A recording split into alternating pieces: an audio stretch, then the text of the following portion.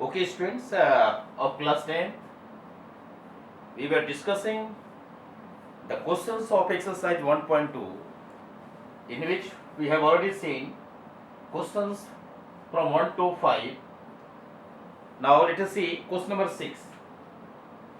Question number 6 is exercise 1.2.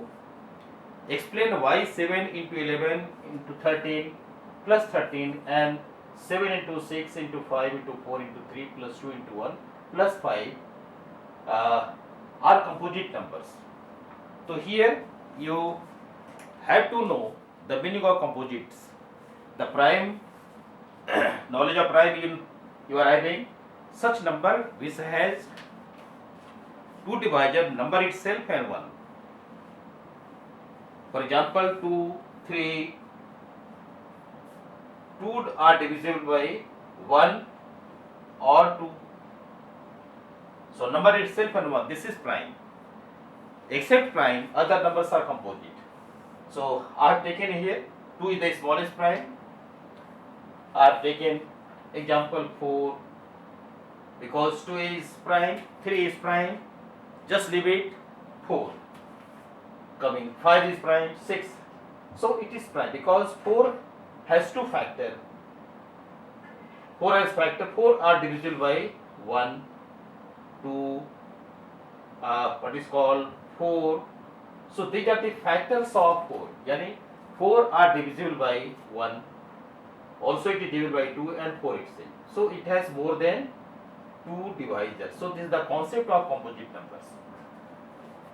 Now keeping in view of this definition of composite, let us search the nature of the question that comes under this category. तो आप क्या करेंगे, चलिए आप solution में आप आ जाइए. 7 into 11 into 13 प्लस 13 है. तो यहाँ पर आप देखिए कि क्या कॉमन ले सकते हैं. 13 यहाँ भी है, 13 यहाँ भी. 13 आप कॉमन ले लो.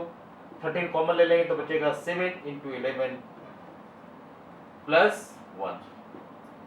7 into 11 क्या हुआ, 77 plus 1. This is 13 into 77 plus 1, that is 78. 13 into 78.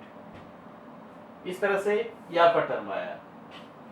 अब ज्यादा जाने की जरूरत नहीं है, इसको आप गौर से देखेंगे तो आपको पता चलेगा कि इसको डिवाइड करने वाला 13 into 78 को टर्म को डिवाइड करने वाला कौन कौन नंबर है. ए 1 से भी डिवाइड हो सकता है, यहाँ लिख देते हैं आपको नॉलेज के लिए. 1 से डिवाइड हो जाएगा. ए 2 से भी डिवाइड हो जाएगा क्योंकि 78 यहाँ है, 2 से भी डिवाइड हो जाएगा. ए 3 से 3 2 जा 6, 1 आया, 3 से भी डिविजिबल है. इस तरह से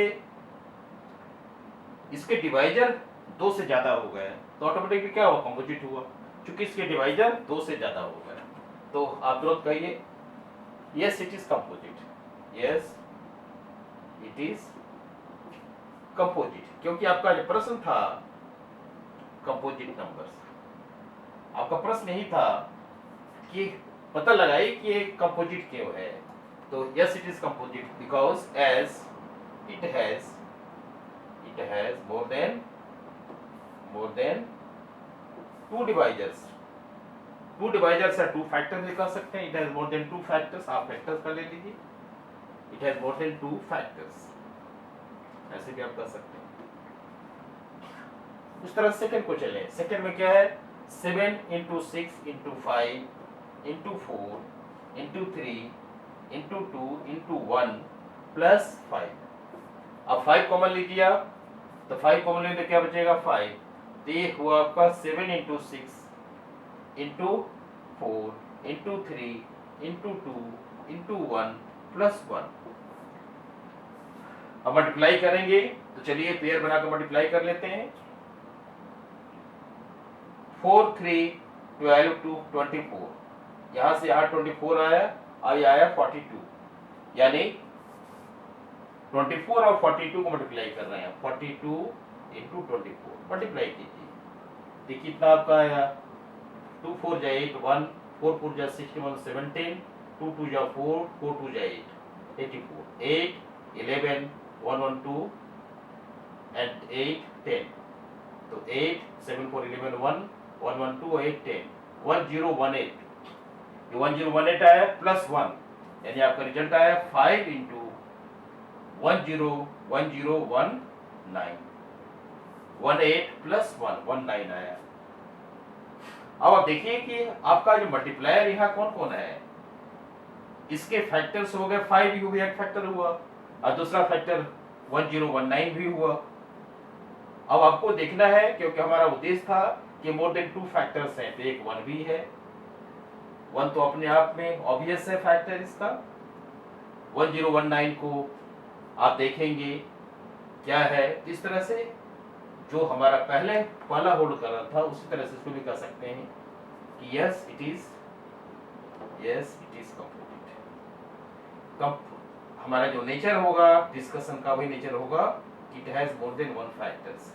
आप यहाँ 1 भी डाल सकते हैं, क्योंकि प्राइम के डिफिनेशन में कहा गया था it is said to be prime if it has divisor number itself and 1।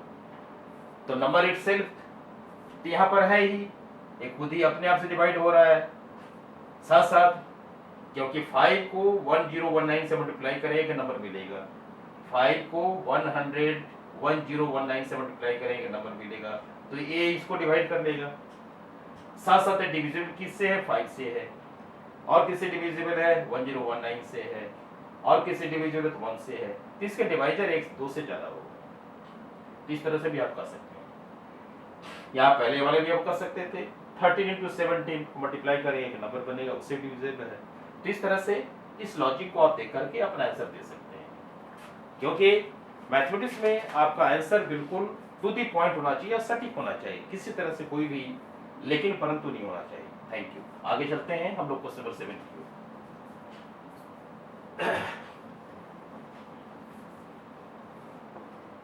Question 7 की ओर चलते हैं।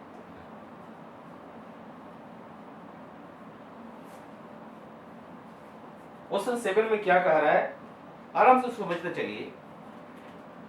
There is a circular path around a sports field. Sports field में एक सर्कुलर पार्क है, ये सर्कुलर पार्क है। कह रहा है कि there is a circular path around a sports field. एक सर्कुलर पाथ है इस स्पोर्ट्स फील्ड में। Sonia takes 80 minutes to drive 1 round. ठीक है, सर्कुलर पाथ है अराउंड ए स्पोर्ट्स फील्ड है और उसके चारों तरफ से सर्कुलर पाथ है। जैसे आप देखेंगे तो आप समझ सकते हैं, एक आपका पार्क है, दिस इज पार्क। आप पार्क के चारों तरफ से मान लेते हम इस तरह से बना दिए, ऐसे बना दिए, इस तरह से बना दिए। ये आपका पेडेस्ट्रियन है, इस पर आप चल सकते हैं या दौड़ भी सकते हैं। तो इस तरह सर्कुलर पाथ है अराउंड स्पोर्ट्स फील्ड। ये स्पोर्ट्स फील्ड है, इसको आप पार्क का नाम दे दिए, इसको आप स्पोर्ट्स फील्ड कह सकते हैं, जैसा क्वेश्चन का है उस हिसाब से ये आपका। अब इसमें क्या है कि Sonia takes 80 minutes to drive 1 round of the field. अब मान लेते हैं कि ये हमारा स्टार्टिंग पॉइंट है, ये स्टार्टिंग पॉइंट है P, स्टार्टिंग पॉइंट। क्योंकि जब हम राउंड की बात लगाते हैं तो हमको एक स्टार्टिंग पॉइंट लोकेट करना पड़ता है। There is a circular path around sports field. Sonia takes 80 minutes to drive 1 round of the field. यानी सोनिया को एक चक्कर लगाने यानी यहां से फिर यहीं पहुंचने में कितने टाइम लगते हैं, 18 मिनट्स। बोला है सोनिया टेक्स 18 minutes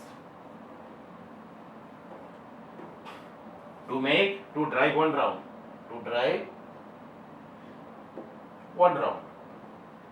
एक राउंड ड्राइव करने में उसके 18 मिनट्स लगते हैं। फिर है while Ravi takes 12 minutes for the same. Ravi को, ये सोनिया को लगा, हम एस दे दिए, रवि को इसी को चक्कर लगाने में, जैसा चक्कर लगा रहा है तो रवि को पूरे चक्कर लगाने में यहाँ आर ले दिया, रवि को लग रहा है कितना मिनट, 12 मिनट्स। इसको 12 मिनट लग रहे हैं, 12 मिनट्स। यहाँ भी लिख दीजिए, Ravi takes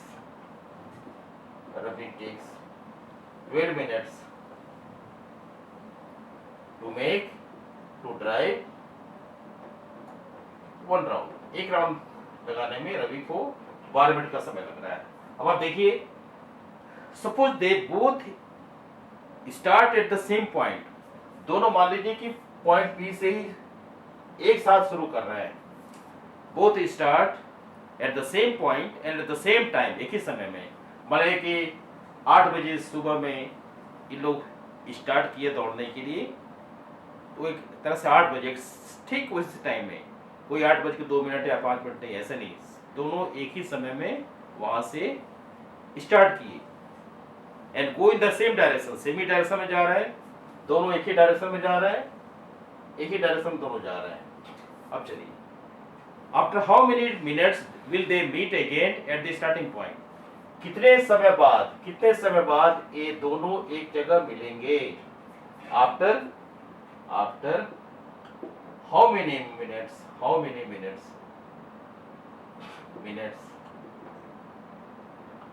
they meet at starting point. ये आपका सवाल है, सवाल को लिख दिया। ये आपका गिवन कंडीशन है, तो हमेशा गिवन कंडीशन को हम प्रायोरिटी देते हैं अपने सवालों करने के लिए। तो हम लोग यहाँ पर क्या करेंगे, हम लोग 2 चीज सीखे हैं, एक एलसीएम सीखे हैं, एक एचसीएफ सीखे हैं। एलसीएम का मतलब होता है लोएस्ट कॉमन मल्टीपल और एचसीएफ का मतलब होता है हाईएस्ट कॉमन फैक्टर। दोनों चीज का डिस्कशन हम कर चुके हैं, समझा चुके हैं कि एलसीएम क्या होता है, एचसीएफ क्या होता है। तो हम यहाँ पर लोएस्ट कॉमन मल्टीपल का सहारा लेंगे, एलसीएम लेंगे। लेट अस फाइंड लिख देते हैं, एलसीएम ऑफ 18 and 12। तो आप चलिए, एलसीएम निकालने का तरीका हम फैक्टर मेथड से करते हैं। इस तरह से 2 से आप देख लीजिए, 2 9 जा 18 एंड 2 6 जा 12। फिर तरह से आप चलिए 3 से ले लीजिए, 3 3 जा 9, 3 2 जा 6। तो आपके जो प्राइम नंबर सब दिखाई पड़ गए, इसलिए आपका एलसीएम हुआ। देखो LCM is equal to 2 into 3 into 3 into 2 into 3 into 3 into 2, यानी टोटल आया 36 मिनट। इस तरह से कहेंगे कि they meet at starting point again after 36 minutes. Therefore, Sonia and Ravi meet at starting point in 36 minutes. ये आपका आंसर आ गया, समझिए। तो जो आप पूछा गया था वो आपका आंसर आ गया। अब एक जनरल आइडिया ले लेते हैं कि सोनिया को कितना राउंड करना पड़ा और रवि को कितना राउंड करना पड़ा। तो आप देख रहे हैं कि रवि एक राउंड लगाने में 12 मिनट का समय लेता है, रवि एक राउंड लगाने में 12 मिनट का समय लेता है। तो 36 मिनट में कितने राउंड हो जाएंगे, 3 राउंड हुआ। तो ये दिखा देते हैं 3 राउंड, यानी रवि को पूरे 3 राउंड लगाने पड़े। और सोनिया कितना लगाना पड़ा भाई, सोनिया 18 मिनट में एक राउंड लगा रही है, तो इसलिए 2 राउंड लगाना पड़ा। इतने समय में 2 राउंड, माने सोनिया को इसी सर्कुलर पाथ को कवर करने में, ड्राइव करने में सोनिया को 2 राउंड करना पड़ा और रवि को 3 राउंड लगाने पड़े। इस तरह से हमारा ये सवाल यही समाप्त होता है। नेक्स्ट क्लास में, नेक्स्ट लेक्चर में हम डिस्कस करेंगे रिविजिटिंग इरेशनल नंबर्स, जिसमें हम चलेंगे, देखेंगे अलग अलग प्रॉब्लम को। तो हम डायरेक्ट एक्सरसाइज 1.3 की ओर चलेंगे। तो ठीक है, नेक्स्ट वीडियो में देखेंगे।